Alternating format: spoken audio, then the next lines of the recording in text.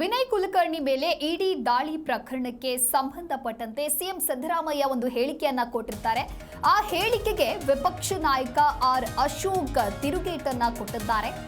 ಇಡಿ ದಾಳಿ ರಾಜಕೀಯ ಎಂದಿದ್ದ ಸಿಎಂಗೆ ಇದೀಗ ಆರ್ ಅಶೋಕ್ ಟಾಂಗ್ ಕೊಟ್ಟಿದ್ದಾರೆ. ಸಿದ್ದರಾಮಯ್ಯ ಹೇಳಿಕೆಗೆ ವಿಪಕ್ಷ ನಾಯಕ ಆರ್ ಅಶೋಕ್ ತಿರುಗೇಟನ್ನ ಕೊಟ್ಟಿದ್ದಾರೆ. ಅಕ್ರಮ ಹಣ ವರ್ಗಾವಣೆ ಬಗ್ಗೆ ಪೊಲೀಸರಿಂದ ತನಿಖೆಯನ್ನ ಮಾಡಲಾಗಿದೆ. ಪ್ರಕರಣವನ್ನ ದಾಖಲಿಸಿ ಐಶ್ವರ್ಯ ಗೌಡರನ್ನ ಬಂಧಿಸಿದ್ದಾರೆ. ಅಕ್ರಮ ಹಣ ವರ್ಗಾವಣೆ ಅಂತ ಹೇಳಿ ಪೊಲೀಸರಿಗೆ ಮಾಹಿತಿ ಕೂಡ ಸಿಕ್ಕಿದೆ.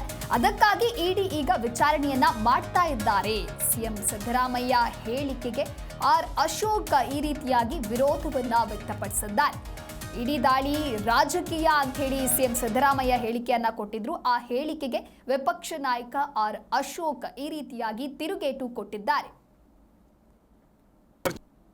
ಇಡಿ ಏನು ವಿನಯ್ ಕುಲಕರ್ಣಿ ಮೇಲೆ ಮತ್ತು ಐಶ್ವರ್ಯ ಗೌಡ ಅವ್ರ ಮೇಲೆ ಏನು ಆಕ್ಷನ್ ಮಾಡಿದ್ದಾರೆ ಅದು ರಾಜಕೀಯ ಪ್ರೇರಿತ ಅಂತ ಹೇಳಿದ್ದಾರೆ.